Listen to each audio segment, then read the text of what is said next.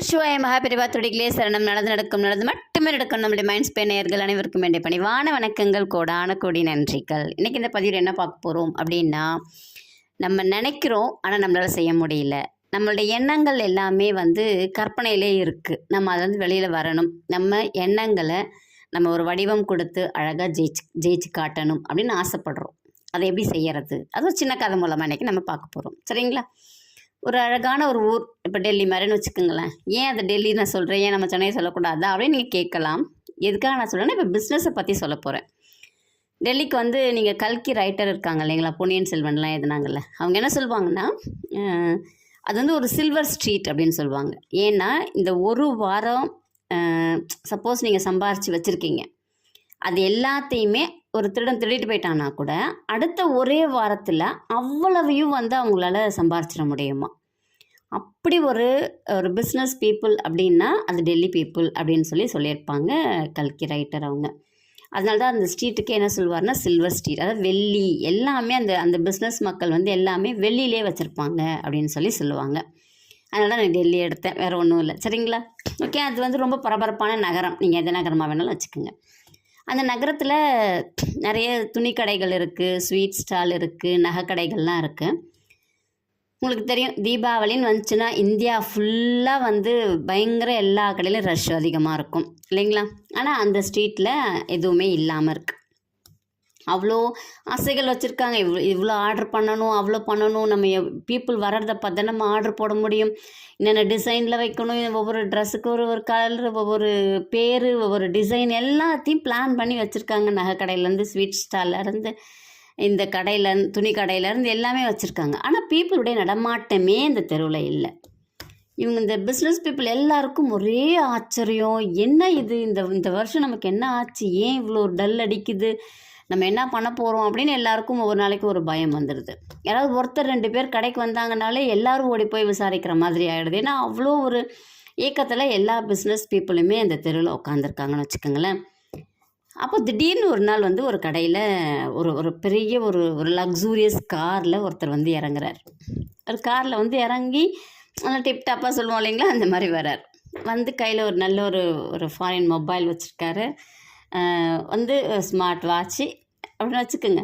So அவர்கிட்ட கேட்குறாரு, அந்த பிஸ்னஸ் பர்சன்கிட்ட கேட்குறார், எனக்கு எங்கள் வீட்டில் ஒரு மேரேஜ், அந்த மேரேஜ்க்கு நான் ஒரு மினிமம் ஒரு 1000 பீப்புளாவது நான் கூப்பிடுவேன். ஸோ எல்லா வெரைட்டிஸ்லேயும் எனக்கு ட்ரெஸ்ஸஸ் கிடைக்கணும், உங்கள்கிட்ட இருக்கா ஸ்டாக் அப்படின்னு கேட்குறாரு. உங்களுக்கு எப்போ வேணும்னு மட்டும் சொல்லுங்கள், அடுத்த நிமிஷம் நான் ஆர்டர் போட்டு உங்களுக்கு எல்லாத்தையும் வர வச்சுறேன், என்னென்ன டிசைனில் வேணும்னு சொல்லுங்கன்ட்டு அவர் எல்லாத்தையும் கேட்குறாரு. கேட்டுட்டு ஒரு நிமிஷம் கழிச்சு அவர் என்ன சொல்கிறாரு, அதே மாதிரி எனக்கு ஸ்வீட்டும் வெரைட்டிஸ் வேணும், நார்த் இண்டியன் டிஷ்லேருந்து சவுத் இண்டியன் டிஷ் வரைக்கும் எல்லா வெரைட்டிஸ்லையும் எனக்கு ஸ்வீட் வேணும். அடுத்து பார்த்தீங்க அப்படின்னாக்கா ஜுவல்ஸ் வேணும் என்னோடய மேரேஜ்க்கு. இது 2த்துக்கும் எனக்கு எந்த கடை இங்கே ப்ரிஃபர் பண்ண முடியும், எனக்கு திடீர்னு தோணுச்சு நான் உன் கடைக்கு வந்துட்டேன், உனக்கு தெரிஞ்சவங்கன்னு யாராவது இருப்பாங்க இல்லைங்களா, அந்த மாதிரி ஏதாவது ஒரு ஜுவல்லரி ஷாப்பு, ஒரு ஸ்வீட் ஸ்டால் சொல்ல எனக்கு அப்படின்னு சொல்லி அவர் கேட்குறாரு. அடுத்த நிமிஷம் இவர் என்ன பண்ணுறாருன்னா, இவருடைய ஃப்ரெண்டு கடைக்கு அவருடைய கடை ஆளை விட்டு அனுப்பி விட்றாரு. அவர் இந்த மாதிரி டிசைன்லலாம் இவ்வளோ வேணும் அவ்வளோ வேணும்னு சொல்லிட்டு அவர் போய்ட்றாரு. அதே மாதிரி ஸ்வீட் ஸ்டாலுக்கும். ஸோ எல்லோரும் ஆர்டர் எடுத்துக்கிறாங்க. அவர் என்ன பண்ணுறாருன்னா, இந்தாங்க உங்களுக்கு அட்வான்ஸ் நான் கொடுக்குறேன் அப்படின்னு சொல்லி ஆரம்பிக்கும் போது, இல்லை எங்களுக்கு அட்வான்ஸ்லாம் வேணாம், நீங்கள் எப்போ மொத்தமாக கொடுக்குறீங்களோ நீங்கள் அப்போ கொடுங்க அப்படின்னு சொல்லிட்டு அனுப்பிடுறாங்க. இவங்க என்ன பண்ணுறாங்கன்னா, என்னென்ன ஊரில் என்னென்ன கலெக்ஷன்ஸ் எல்லாம் ஃபேமஸோ எல்லா கலெக்ஷன்ஸும் எடுத்துகிட்டு வந்துடுறாங்க, எல்லாத்தையும் ஷோகேஸில் தொங்க விடுறாங்க. ஒரு 2 நாள் ஆகுது, இவங்க எல்லா வேலையும் முடிக்கிறதுக்கு இவங்களுக்கு 2 நாள் ஆகுது. அதுக்குள்ளார பார்த்தீங்கன்னா கூட்டம்லாம் வர ஆரம்பிச்சிருச்சு. இவங்க 3 பேருமே எதை பற்றியுமே யோசிக்கவே முடியல. அவங்களுடைய டெக்கரேஷன்ஸை பார்க்கும்போது எல்லா மக்களும் ஆட்டோமேட்டிக்காக வர ஆரம்பிச்சிட்டாங்க ஷாப்புக்கு, எல்லாமே விற்று தீர்ந்துருச்சு. திடீர்னு ஒரு நாள் அந்த டெக்ஸ்டைல், அந்த துணிக்கடை ஓனருக்கு ஞாபகம் வருது, யாரோ ஒரு செல்வந்தர் வந்தாரே நம்ம கடைக்கு, இது வேணும்னு சொல்லி கேட்டாரே, அவர் உடனே மேனேஜரை கூப்பிட்டு எல்லாமே இருக்கா அவருக்கு அப்படின்னு கேட்குறாரு. எங்கே, எல்லாம் விற்று தீர்ந்துருச்சு, இனிமேல் நம்ம ஆர்டர் தான் போடணும். சரி, நம்ம அவர்கிட்ட அட்ரஸோ ஃபோன் நம்பரோ வாங்காமல் விட்டுட்டோமே, சரி நம்மளுடைய ஃப்ரெண்டு தானே நகை கடைக்காரன், அவன் வாங்கியிருப்பானோ அப்படின்னு நினச்சா அவருக்கு ஆள் அனுப்புகிறார். நீ தானே அனுப்புன, அதனால் வாங்கிட்ட இருக்கும்னு நினச்சேன்னு சொல்லி நகை கடைக்காரர் சொல்கிறார். அதே ஆன்சர் தான் ஸ்வீட் ஸ்டால் கிட்டேருந்து வருது. அப்போ யாருமே அந்த பர்சன் கிட்டேருந்து அட்ரஸை வாங்கலை, நம்பரை வாங்கலை. அப்போது இவங்க எல்லாருமே சரி மறந்தும் போயிட்டாங்க.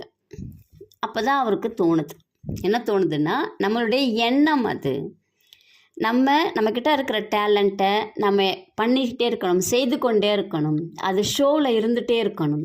அப்போது தான் அது நம்ம பார்க்கும்போது நீ செஞ்சது இது உனக்கு நல்லா வரும், இது நல்லா செய்யும் அப்படிங்கிற மனசு உனக்குள்ளே வரும்.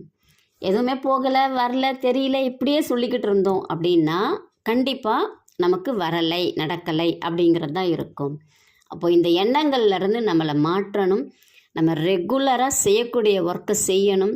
நம்ம கிருஷ்ண பரமாத்மா சொல்லுவாங்க இல்லைங்களா, கடமையை செய் பலனை எதிர்பாராது. இவங்க கடமையை செஞ்சீங்கன்னா பலன் உங்களை தேடி தானாக வருவதை காண முடியும். இதுதான் உண்மை. அது அவங்களுடைய மனம்தான் அந்த செல்வந்தராக வந்தது. அவங்களே இன்டியூஸ் பண்ணியிருக்காங்க.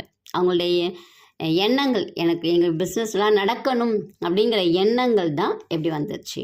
அப்போ நம்ம செய்யக்கூடிய வேலையை எப்பையும் செய்து கொண்டே இருக்கணும். எனக்கு ரெகக்னேஷன் கிடைக்கல, எனக்கு இம்ப்ரூவ்மெண்ட் இல்லை, எனக்கு டெவலப்மெண்ட் இல்லை, எனக்கு இன்க்ரிமெண்ட் இல்லை, இப்படி யோசிச்சுக்கிட்டே இருந்தோம்னா நம்ம நினச்சதை நம்மளால் செய்ய முடியாது.